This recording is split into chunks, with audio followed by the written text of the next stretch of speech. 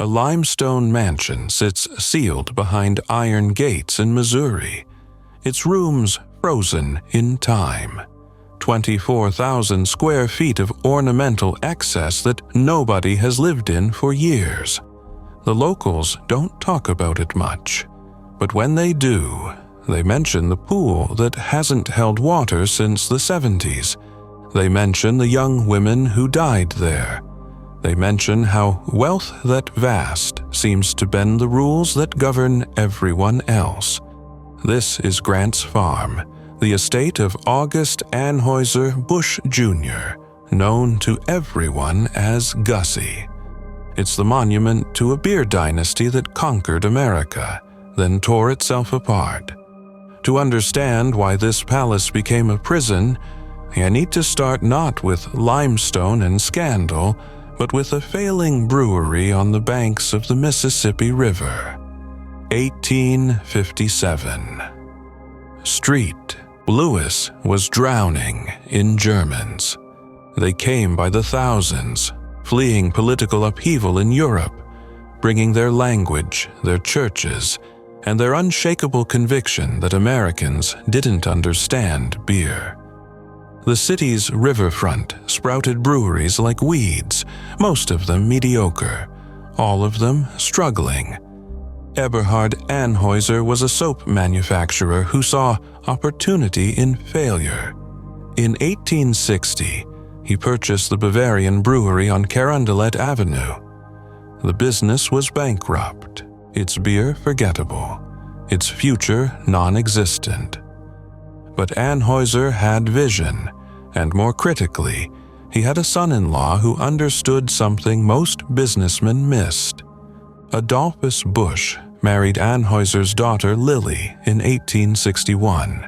Born to wealth in Germany, he possessed an instinct for American desire that his father-in-law lacked entirely. Busch saw that German-style lagers could dominate the American palate if they were brewed properly and distributed aggressively. But his real insight was deeper. Beer wasn't just a product. It was identity. It was a promise delivered in every glass. In 1876, Busch introduced Budweiser. The name itself was marketing genius, borrowed from the famous brewing town of Budweis in Bohemia. It suggested European sophistication while sounding distinctly American when spoken aloud.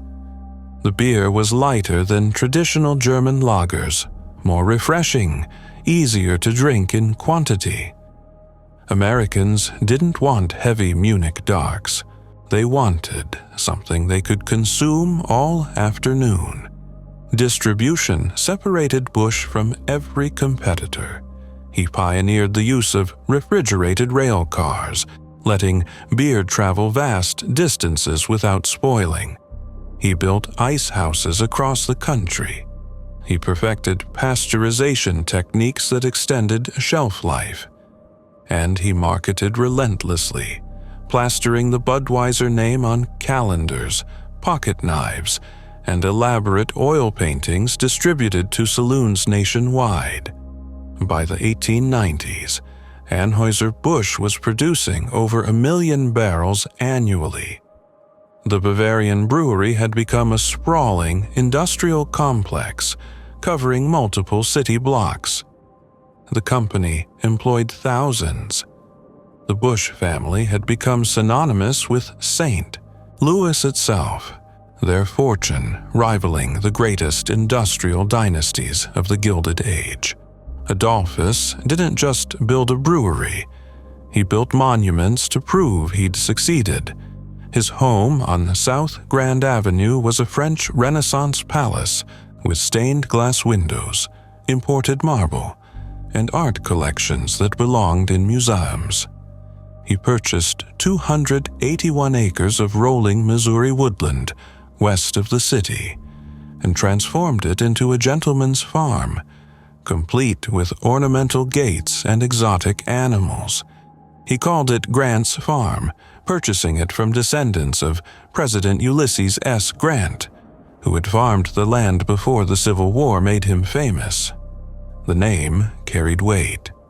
It suggested legacy, American heritage, the transformation of raw frontier into cultivated estate. When Adolphus died in 1913, he left behind an empire.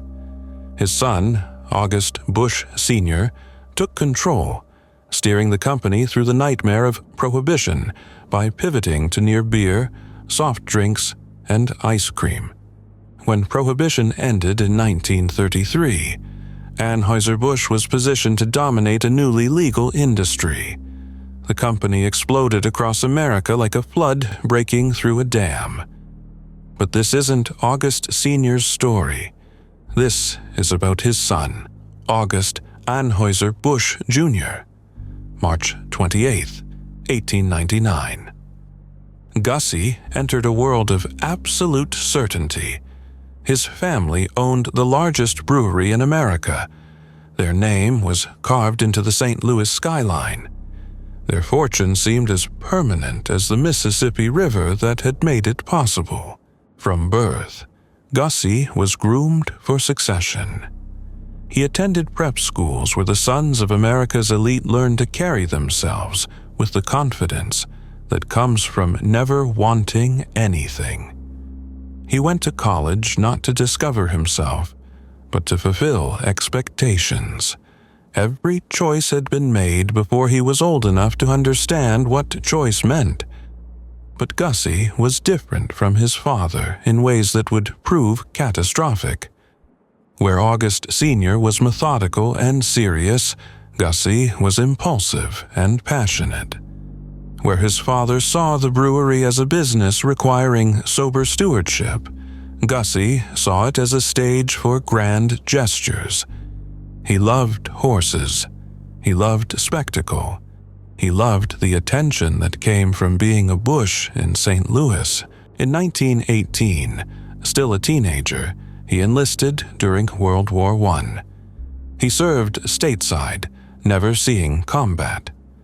The brief separation from family expectations only strengthened his sense of destiny.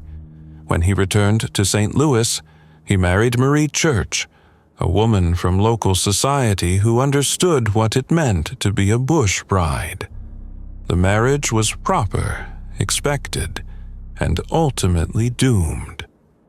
Gussie joined Anheuser-Busch officially in 1924.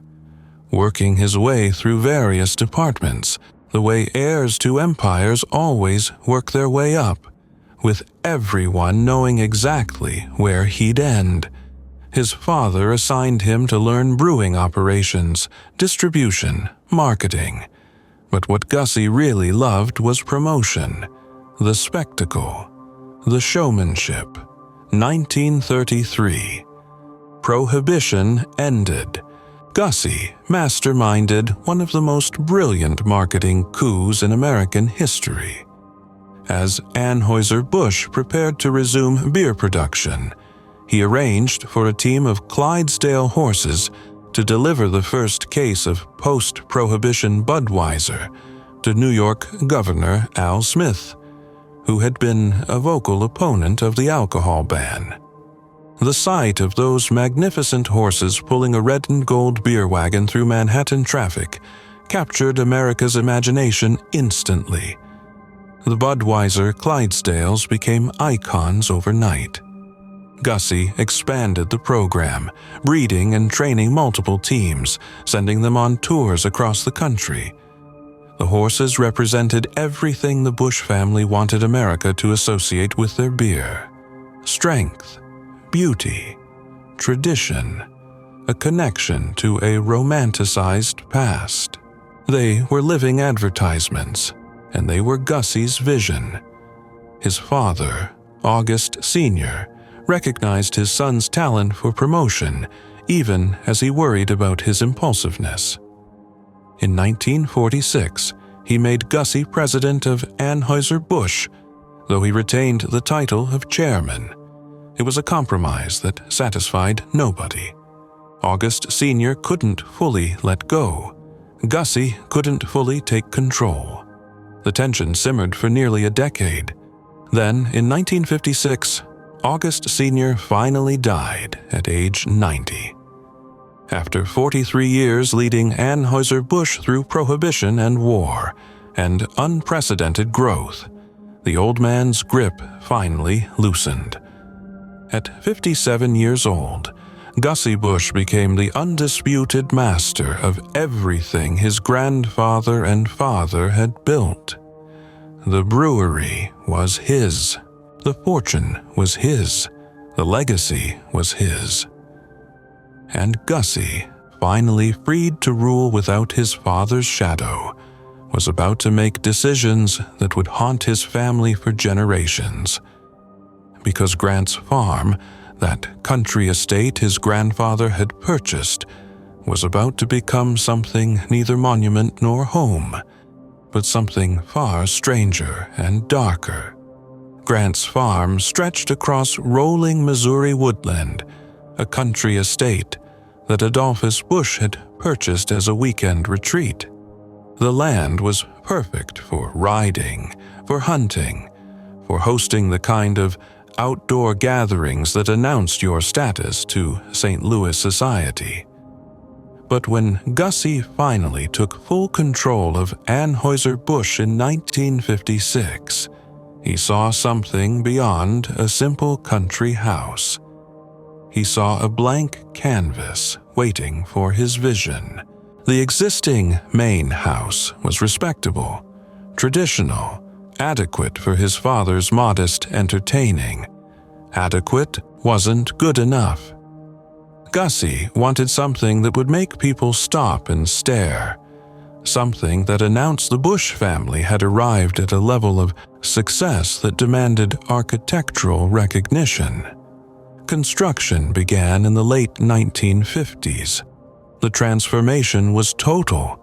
The new mansion would span over 24,000 square feet, built from limestone quarried directly from the property itself. The architecture borrowed from everywhere. French chateau styling mixed with English manor house proportions and German hunting lodge details, creating something that was simultaneously eclectic and distinctly American in its confidence. Those massive wooden entrance doors looked like they belonged on a medieval fortress. Step inside and the rooms sprawled in seemingly endless succession.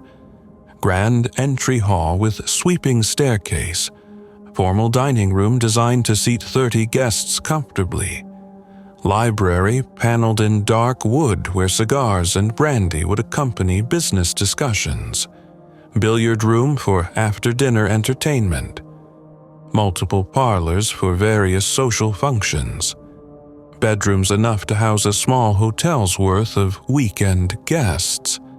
The house was impressive, certainly, but Gussie wasn't building just a residence. He was building an experience. The stables he constructed were nicer than most people's homes. Climate-controlled facilities where his beloved Clydesdales could be pampered like royalty, protected from Missouri's harsh summers and brutal winters. He built a carriage house to display the historic wagons and coaches used in parades and promotions, turning transportation into museum pieces. Then came the zoo. This is where Gussie's vision crossed from ambitious into obsessive. He began importing exotic animals from around the world: elephants, buffalo, zebras, kangaroos, exotic birds whose calls would echo through Missouri woodland, rare deer species that had never set hoof in North America. He constructed habitats designed to mimic African savannas and Asian jungles, creating geographical impossibilities in the middle of the American Midwest. The zoo became his personal project, something he supervised with the same intensity he brought to brewery operations. Every animal's welfare mattered to him. Every habitat needed to be perfect. He imported plants to create authentic environments, spending whatever was necessary to achieve his vision of a private paradise. In 1954, Gussie opened portions of Grant's farm to the public. The stated reason was showcasing the Clydesdales, those magnificent horses that had become synonymous with Budweiser. Visitors could tour the stables, see the animals, and of course sample beer in a hospitality room designed to feel like a Bavarian beer hall transported to Missouri. It was brilliant marketing disguised as generosity. The family estate became a living advertisement for the brewery, drawing thousands of visitors who would leave with positive associations between Budweiser and this magical place where horses and exotic animals coexisted in carefully manicured paradise. The swimming pool Gussie built entered local legend. This wasn't a simple rectangle of chlorinated water. Multiple sections connected by waterfalls, grotto areas for shade and privacy, limestone deck space sufficient to host parties of 100 or more guests. The pool area became famous for summer gatherings, where St. Louis society mingled with celebrities, athletes, and anyone else who caught Gussie's attention or amusement. He installed a private train that circled the property, allowing guests to tour the grounds in comfort while viewing animals and landscapes from miniature passenger cars. Picnic pavilions appeared throughout the estate. Observation decks offered views across carefully managed wilderness.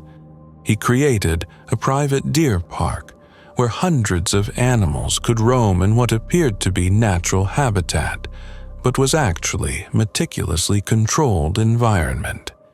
Grant's farm became something unique, part private estate, part public attraction, part zoo, part shrine to the power of the Busch family fortune. But underneath the spectacle and showmanship, something else was happening. Gussie was building a fortress, a world where he controlled every detail, where the chaos and complexity of running a global corporation could be managed through the simpler language of horses and animals and perfectly manicured grounds. At the brewery, challenges intensified constantly. Miller Brewing Company was expanding aggressively under new ownership. Foreign beers were gaining popularity among American consumers. The industry was changing, becoming more corporate, more focused on efficiency and market share than craft and tradition. Gussie fought these changes with characteristic boldness. He expanded Anheuser-Busch aggressively, acquiring smaller breweries, launching new products, defending Budweiser's dominance with fierce determination. But fighting required energy, required focus, required dealing with executives and board members and market analysts who questioned his instincts. At Grant's farm, none of that mattered. The horses obeyed. The animals knew their places. The grounds remained exactly as he designed them. It was refuge from uncertainty, a place where old rules still applied, where money and will could create whatever reality you desired.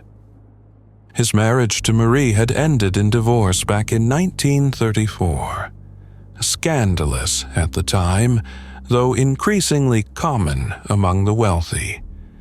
He remarried twice more, each time to women who understood they were marrying not just a man, but an institution, a name that came with expectations and obligations. His third wife, Gertrude, known as Trudy, became his partner in managing Grant's farm's social calendar. She hosted the endless stream of visitors and dignitaries who came to pay homage to the Busch Empire, playing the role of gracious hostess, while Gussie played showman and king. But even as he built his dream estate, darkness was gathering on the horizon. The same impulses that made him brilliant at promotion, his love of spectacle, his need for control, his inability to accept limitation, would eventually transform Grant's Farm from monument into something far more troubling. In 1953, Gussie Busch purchased the St. Louis Cardinals baseball team for $3.75 million. The asking price meant nothing to a man whose brewery generated that sum in weeks. What mattered was the symbolism. The Cardinals had been a St. Louis institution since the 1880s, woven into the city's identity as deeply as the Mississippi River itself. Owner Fred Sy faced tax evasion charges and needed to sell. Baseball Commissioner Ford Frick was pressuring him to find a local buyer who would keep the team in St. Louis rather than letting it relocate to a larger market like Los Angeles or New York. Gussie saw what others missed. Owning the Cardinals would give Anheuser-Busch unprecedented exposure throughout the baseball world. More importantly, it would transform him from wealthy heir into civic benefactor. The man who saved St. Louis's beloved team. The sale went through quickly. Gussie immediately began reshaping the Cardinals into a showcase for Busch family ambition. His first move sparked controversy that would follow him for years. He renamed Sportsman's Park to Busch Stadium. Every game broadcast, every newspaper article, every ticket stub would now feature the family name. Critics howled about crass commercialism. Sports writers called it an insult to baseball tradition. Gussie didn't care. He understood that in America, the line between civic pride and corporate branding was pleasantly blurry. The stadium name would appear in newspapers across the country every single day during baseball season. Free advertising worth millions. He invested heavily in the team, upgrading facilities, scouting new talent, making the Cardinals competitive again after years of mediocrity. In 1964, the gamble paid off spectacularly. The Cardinals won the World Series. Gussie hosted elaborate celebrations at Grant's Farm after the victory. Players and coaches and anyone else who wanted to bask in reflected glory received invitations. The estate's role expanded beyond private retreat and public attraction to become the unofficial headquarters of St. Louis sports royalty. Stan Musial walked those grounds. Bob Gibson threw footballs for Gussie's dogs. Red Schoendienst sampled beer in the hospitality room while discussing strategy with the owner who signed his checks. But the Cardinals also revealed darker aspects of Gussie's personality. He was a hands-on owner in the worst sense, constantly interfering with management decisions, overruling his general managers, making impulsive personnel moves based on emotion rather than strategy. He could be generous to players he liked, devastatingly dismissive of those he didn't. His temper became legendary among team staff. His demands often bordered on unreasonable. In 1966, the Cardinals traded away popular first baseman Bill White. The move puzzled fans and sports analysts. White was productive, popular, still in his prime, but Gussie had taken a personal dislike to him. The details of their conflict never became fully public. What mattered was that Gussie wanted him gone, so he was gone. 3 years later, in 1969, Gussie forced out the general manager Bing Devine. This decision shocked the baseball world. Devine had been the architect of the 1964 championship team. He had built the roster through shrewd trades and draft picks.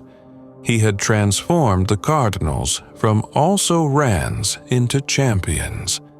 But Devine had dared to question one of Gussie's decisions. The specifics of their disagreement remained private. The outcome was public. Devine was out. The pattern repeated throughout Gussie's ownership. Brilliant flashes of generosity and vision undermined by impulsive, ego-driven choices. The brewery began suffering from the same dynamic. Gussie ran Anheuser-Busch like a medieval king, making snap decisions based on instinct, refusing to tolerate dissent. He was brilliant at promotion and spectacle. The Clydesdales, the stadium naming, the public tours of Grant's farm.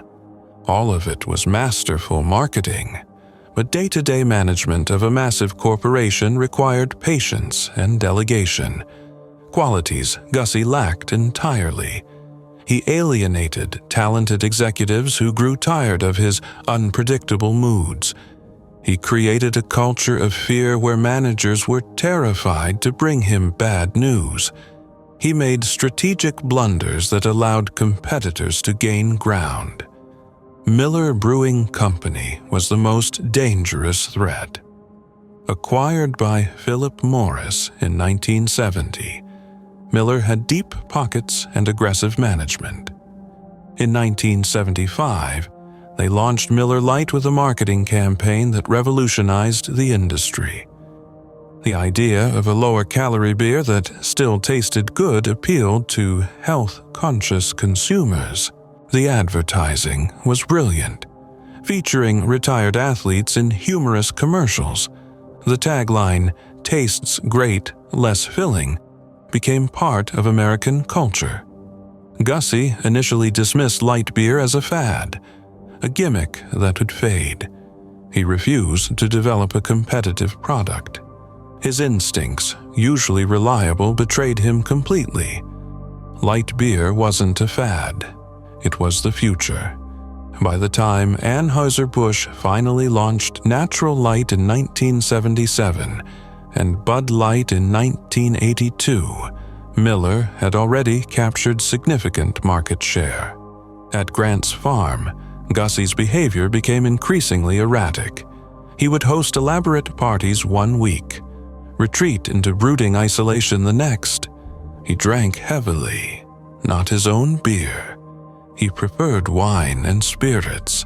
Staff members whispered about his moods, his unpredictable rages, his tendency to wander the mansion at night. His relationships with his children grew strained. He tried to mold them into successors, while simultaneously refusing to prepare them for actual leadership. He wanted them to be exactly like him, but also resented any sign of independence. The contradictions were impossible to navigate. His son, August Busch III, known as Little Augie, or simply the Third, was the heir apparent. A serious, driven man who lacked his father's charisma, but possessed far better business instincts. The tension between father and son became one of St. Louis's worst-kept secrets. They would argue at board meetings, disagree about strategy. The Third wanted authority to modernize the company, to respond to changing markets, to compete more aggressively with Miller. But he couldn't operate while his father still controlled everything. Gussie wanted his son to be exactly like him, but also resented the Third's competence, his ability to see problems that Gussie refused to acknowledge. The mansion at Grant's farm, that monument to Busch family supremacy, began to feel less like a palace and more like a stage set, a place where a family tragedy was playing out in slow motion. The limestone walls that had witnessed so many triumphs now absorbed something darker.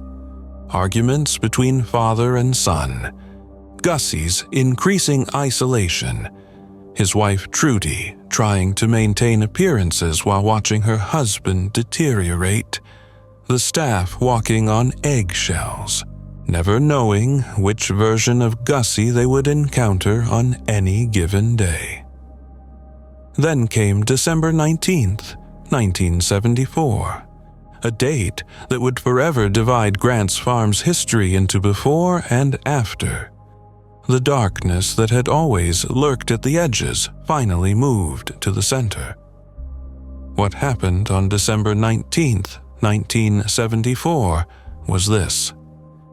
Christine Zeifeld arrived at Grant's Farm that evening to attend a small gathering.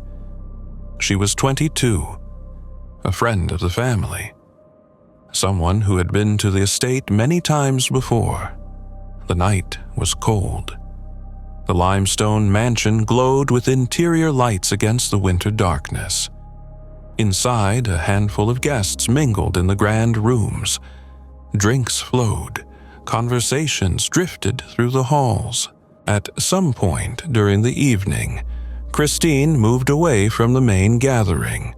She went to one of the estate's auxiliary buildings. What happened next depends on who you ask. The official account is simple. She was handling a firearm. The gun discharged. The wound was fatal. Emergency services were called. She died before they arrived. The gun belonged to the estate.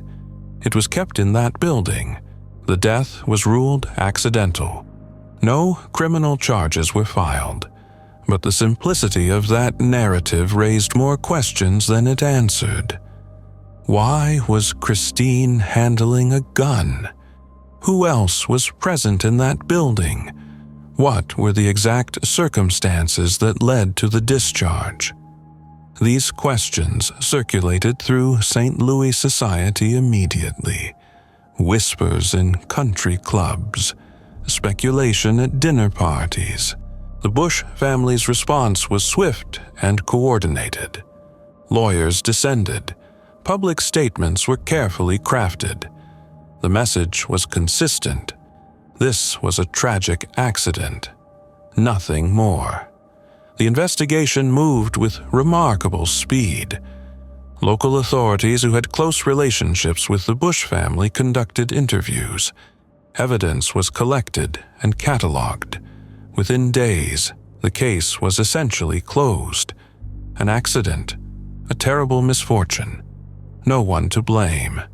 But people noticed details that didn't quite fit. They noticed how quickly everything resolved, how seamlessly the machinery of wealth and influence produced a clean narrative, how few uncomfortable questions were asked publicly.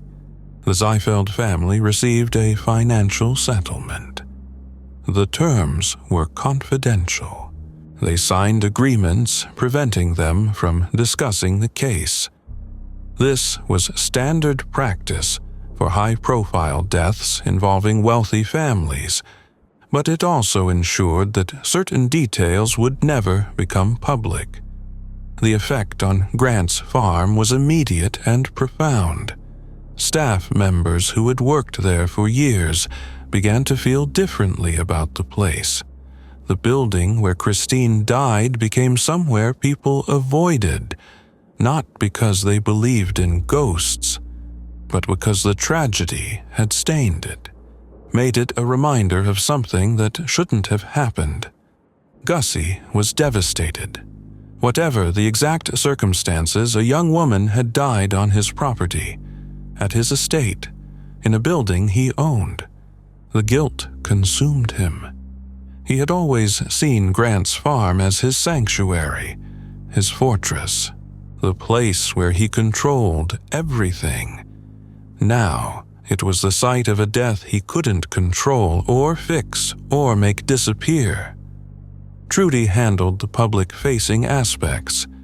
She expressed sorrow to the community. She maintained the appropriate distance from details.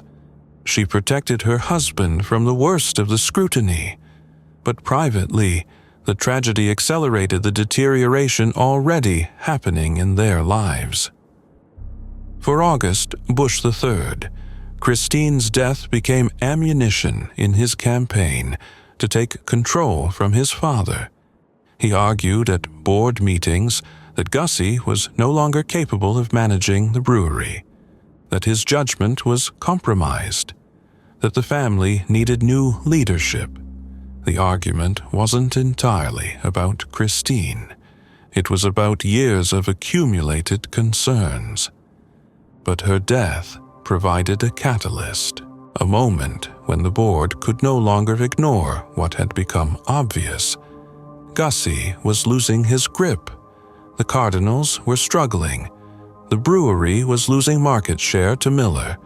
And now Grant's Farm, the monument to Bush family success, was associated with tragedy. In 1975, just months after Christine's death, the board voted. August Bush III became CEO. Gussie was moved to chairman, a ceremonial role with no real power. The humiliation was complete. At 76 years old, Gussie had lost everything that mattered. Not his money. He still had millions, not his property. Grant's Farm was still his, but his purpose, his identity, his reason for existing, that was gone. He retreated into the mansion full-time. The public portions of Grant's Farm continued to operate. The Clydesdales still drew crowds. The zoo still delighted children, but Gussie himself withdrew. He spent days wandering the empty rooms, drinking, remembering when those rooms had been filled with life, with parties, with the sound of success. The staff watched him deteriorate. They saw him become a shadow, a ghost in his own house. He would stand at windows looking out at the grounds he had created, the perfectly maintained gardens, the exotic animals, the private train circling through manufactured wilderness. All of it felt hollow now, meaningless. What was the point of building an empire if you couldn't pass it to your son? What was the point of creating beauty if tragedy could invade it anyway? These weren't rhetorical questions for Gussie. They were the thoughts that consumed his final years. August Bush III, meanwhile, was proving himself exactly what Anheuser-Busch needed. He restructured operations with surgical precision. He eliminated inefficiencies his father had tolerated. He poured resources into Bud Light, finally giving the company a competitive light beer. The famous This Bud's For You campaign reasserted Budweiser's place in American culture. Market share stabilized, then grew. By the mid-1980s, Anheuser-Busch controlled nearly half of all beer sold in America. The third had saved the company. But at Grant's Farm, his father watched these triumphs with bitterness. Every success the third achieved was an indictment of Gussie's failures. Every quarterly report showing increased profits was proof that the company was better off without him. Father and son barely spoke. When they did, the conversations were cold, transactional. The warmth that might have existed between them was gone, replaced by resentment on both sides. Gussie resented being pushed aside. The third resented having to push. Both were trapped in a dynamic neither had chosen, but both had created. The mansion became a mausoleum. Rooms that had hosted hundreds now hosted one. The grand dining table sat empty. The billiard room collected dust. The library, where Gussie had once plotted corporate strategy, became a place where he sat alone with his thoughts and his bottles. Trudy did what she could. But you can't save someone who doesn't want to be saved. Gussie had given up, not on life exactly, but on the life he had imagined for himself. The life where he was a king, where Grant's Farm was his kingdom, where his name meant power, that life was over. What remained was just waiting for his body to catch up with what his spirit already knew. He was finished. Through the 1980s, Gussie's health declined steadily. Various ailments related to age and alcohol. He became frail. His movements through the mansion were slow, painful. He was a man waiting to die. Not eagerly, but not fighting it either. On September 29, 1989, at age 90, August Anheuser-Busch Jr. died at Grant's farm. The man who had turned Clydesdales into American icons, who had saved the St. Louis Cardinals, who had built the most extravagant private estate in Missouri. He was gone. The funeral procession stretched for blocks. Thousands lined the streets as Gussie's casket passed through downtown St. Louis. The Clydesdales pulled the carriage, their massive hooves striking pavement in rhythmic mourning. It was the send-off he would have wanted. Spectacle, theater, one final performance. But the eulogies glossed over uncomfortable truths. Speakers praised his vision, his generosity, his love of St. Louis. They mentioned the Clydesdales and the Cardinals. They talked about jobs created and civic pride restored. Nobody mentioned Christine Sweeney. Nobody discussed the son he'd driven away, or the grandson who died young. The complicated parts stayed buried. August Busch III stood stoically throughout. His eulogy hit the expected notes without revealing genuine emotion. Those who knew the family recognized the performance for what it was. Public reconciliation where private wounds had never healed. The third had won their war. Now he had to pretend losing his father hurt. Grant's farm became a mausoleum in every sense. The third kept it operating as a public attraction because abandoning it would have been bad publicity. But the mansion itself, he wanted nothing to do with those rooms. Too many ghosts. Too many memories of failure and bitterness and battles that destroyed whatever love might have existed between father and son. The house was sealed. Staff cleaned and maintained it. But nobody lived there. The grand dining room, where society had gathered, sat dark. The library, where Gussie had plotted corporate strategy, collected dust. The bedrooms where Busch family members had slept became time capsules, frozen in the late 80s. For years, the arrangement held. Tourists came to see the Clydesdales. Children rode the train. Families enjoyed the zoo. Nobody asked about the mansion because nobody could see it from the public areas. The limestone walls rose behind fences and trees, visible but unreachable. A monument you could glimpse but never enter. Then came 2010, December 19th, exactly 36 years after Christine Sweeney died at the estate. The symmetry was too perfect to be coincidence, yet nobody could explain it. Adrienne Martin, 27 years old, was found dead in the mansion. August Busch IV's girlfriend. An accidental overdose, investigators concluded. No criminal charges filed. The pattern repeated with eerie precision. Young woman, Grant's farm. Investigation that raised questions but produced no answers. Settlement that bought silence. The Busch family's wealth creating a bubble where normal consequences didn't apply. St. Louis society recoiled. The sale to InBev 2 years earlier had already tarnished the Busch name. Now this, another death, another investigation that went nowhere. People started asking if there was something wrong with the place itself. Not supernatural wrong, structurally, systemically wrong. A place where money insulated people from accountability. August the 4th withdrew completely after Adrienne's death. He kept Grant's farm but avoided public life. No interviews, no society events. He became a ghost in his great-grandfather's mansion, repeating Gussie's final years in almost exact detail. The cycle completing itself across generations. The Clydesdales nearly disappeared during this period. InBev executives looked at the breeding program and saw only expenses. Millions spent annually on horses that existed purely for nostalgia. The new owners wanted efficiency. Tradition meant nothing.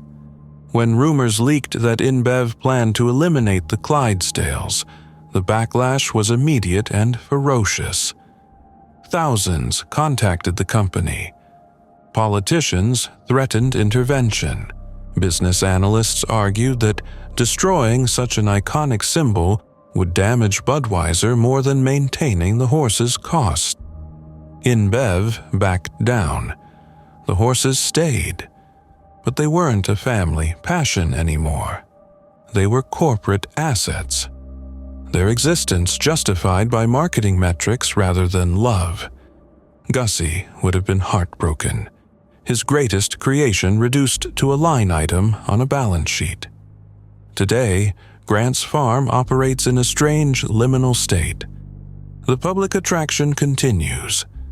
Families visit. Children laugh at exotic animals and ride the train. Tour guides tell sanitized versions of Busch family history, skipping the uncomfortable parts.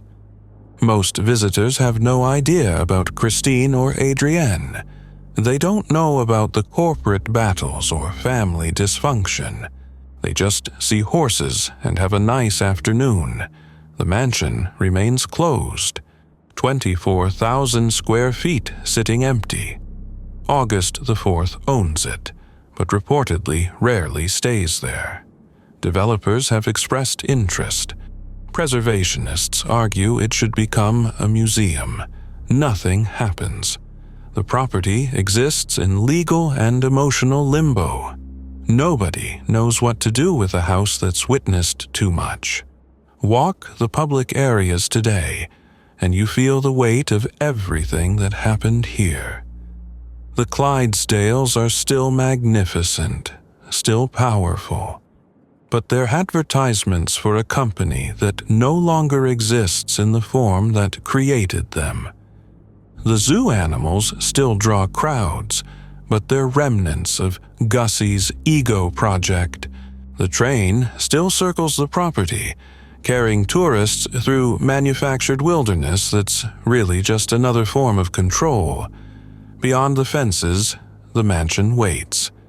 Its rooms hold dust and shadows. The grand spaces designed for entertaining host nothing. The library sits silent. The bedrooms remain frozen. Whatever ghosts refuse to leave have the place to themselves. Local teenagers still tell stories. Lights in windows when nobody should be there. Sounds of parties echoing from the drained pool area. Cold spots near the building where Christine died. These are just stories, probably. Ghost tales people tell to make history more interesting. But something haunted definitely exists at Grant's farm. Not supernatural. Something worse. The realization that all of Gussie's ambition, all his family's fortune, all the limestone and horses and exotic animals couldn't protect them from themselves. The mansion was supposed to be a fortress where ordinary rules didn't apply. Instead, it became a monument to the limits of what money can buy. The story of Grant's farm is ultimately about inheritance, not just of money, but of expectations and obligations and the crushing weight of legacy. Adolphus built an empire from nothing. August Sr. maintained it through crisis. Gussie inherited it all and nearly destroyed it through excess. August-Busch III saved it through ruthlessness. August-Busch IV lost it entirely when the weight became too much to carry. Each generation believed they were building something permanent. They didn't understand that in America, nothing lasts. Companies get sold. Fortunes get squandered. Mansions become embarrassments. The beer Adolphus created still exists, but it's owned by Belgians and Brazilians. The Cardinals still play, but they're no longer a Busch family project. The Clydesdales still pull wagons, but they're corporate assets now.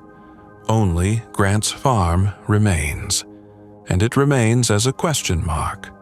What do you do with a mansion that's seen too much?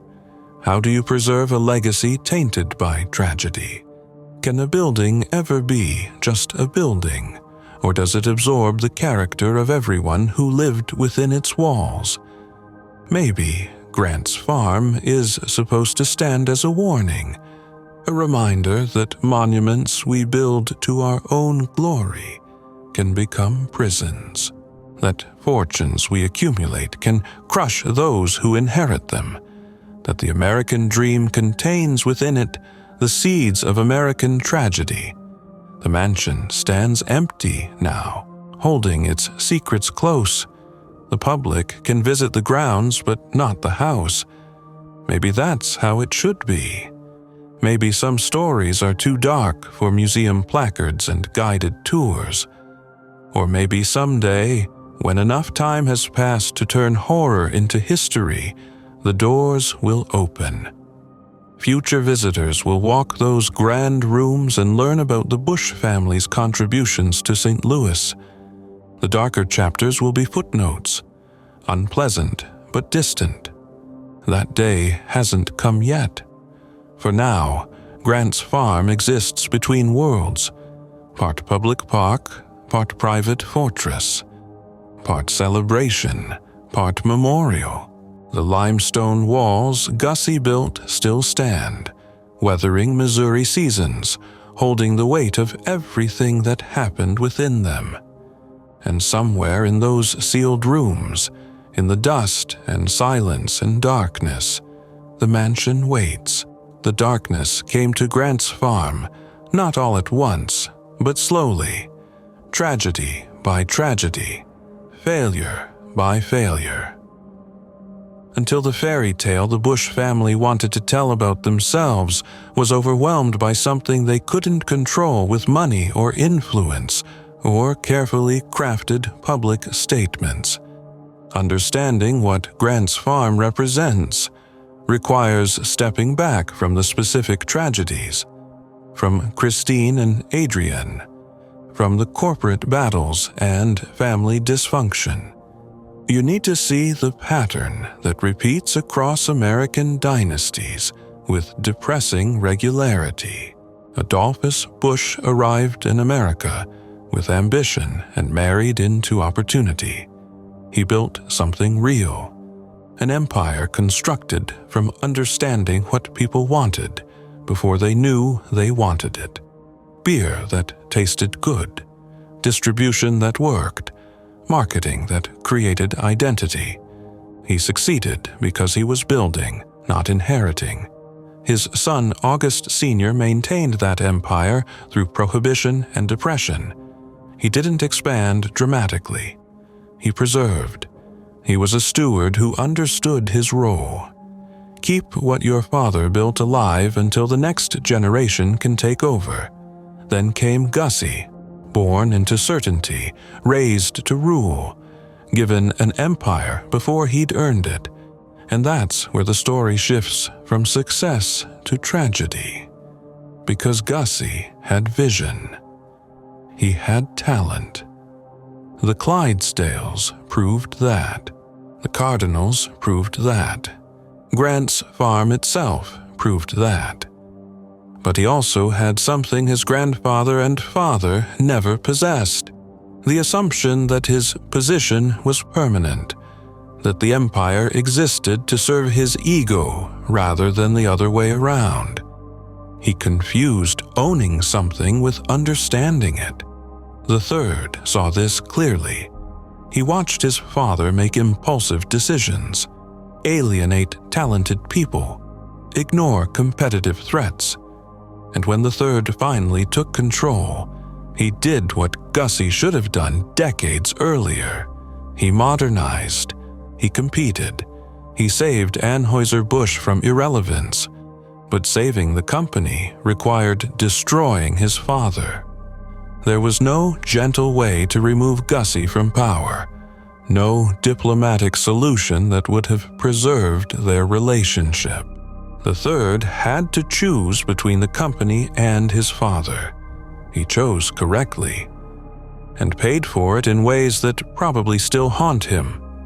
August the 4th inherited all of this, the wealth, the name, the expectation that he would continue the dynasty. But he also inherited the dysfunction, the pattern of fathers and sons destroying each other, the weight of a legacy that had become too heavy to carry. When InBev made their offer in 2008, August 4th faced a choice his great-grandfather never had to consider: fight to preserve family control and probably lose, or accept billions and walk away. He took the money, and in doing so, he ended 156 years of Busch family control over the company that bore their name. St. Louis treated it like a death. Politicians condemned the sale. Workers feared for their jobs. But underneath the public mourning, there was something else. Relief, maybe. The recognition that the dynasty had been dying for years. The InBev sale just made it official. Grant's farm survived all of this. The public attraction continues operating. The Clydesdales still live there. The zoo still draws families. Children still ride the train through carefully manicured wilderness. For most visitors, it's just a pleasant afternoon, a place with horses and animals and Bavarian-style hospitality rooms where you can sample beer. They don't know about the sealed mansion, about the young women who died there, about the family that tore itself apart, fighting over an empire that ultimately meant nothing. And maybe that's fine. Maybe every place deserves to be what it appears to be without carrying the full weight of its history. But for those who know the complete story, Grant's farm represents something specific. It's what happens when you confuse wealth with wisdom, when you assume money insulates you from consequences, when you build monuments to your own greatness without understanding that monuments outlast the people who build them. The mansion sits there behind its fences.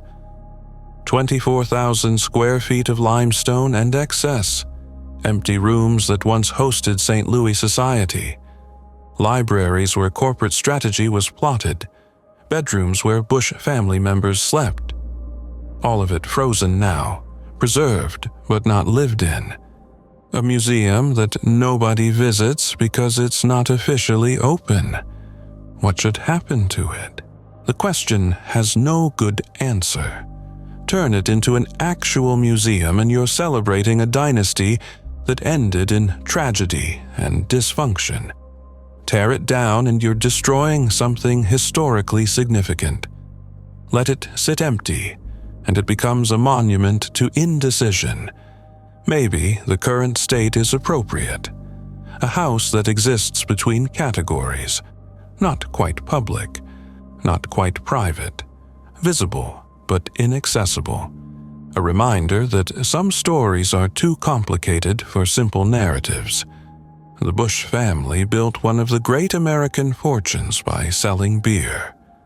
They created jobs. They shaped St. Louis into a major city. They gave the world the Clydesdales and saved the Cardinals. These contributions are real and shouldn't be dismissed, but they also built a dynasty so focused on control that fathers and sons destroyed their relationships fighting over it. They created an environment where young women died under circumstances that were never fully explained. They demonstrated that wealth on a certain scale operates by different rules than those governing ordinary people. Both things are true simultaneously. The triumphs and the tragedies, the brilliance and the darkness, the American dream and the American nightmare existing in the same limestone walls. Walk Grant's Farm today, and you can still feel it. The weight of all that history compressed into 281 acres. The Clydesdales are beautiful. The animals are exotic. The grounds are immaculate. Everything appears perfect on the surface. But underneath, in those sealed rooms of the mansion, in the building where Christine died, in the pool area that's been drained for decades, the truth waits. Money doesn't protect you from yourself. Legacy doesn't guarantee meaning. Building monuments to your own greatness doesn't make you great. The teenagers who dare each other to approach the gates after dark are looking for ghosts. They want supernatural explanations for tragedy. But the real haunting at Grant's Farm isn't spectral. It's the realization that 4 generations of brilliant, ambitious, deeply flawed men built an empire and a prison simultaneously. That they mistook wealth for wisdom and control for happiness. That the mansion on the hill, that monument to beer dynasty ambition, became exactly what it was always going to become. A reminder that in America, nothing lasts forever, except the stories we tell about why things ended. Grant's Farm endures not as a family estate, but as a question. What happens when you get everything you thought you wanted and discover it wasn't what you needed at all? The limestone walls have no answer. They just stand there, weathering Missouri seasons, holding secrets that money tried to bury, waiting for time to decide what comes next. Some stories never really end. They just pause, waiting for someone to finally understand what they were really about all along.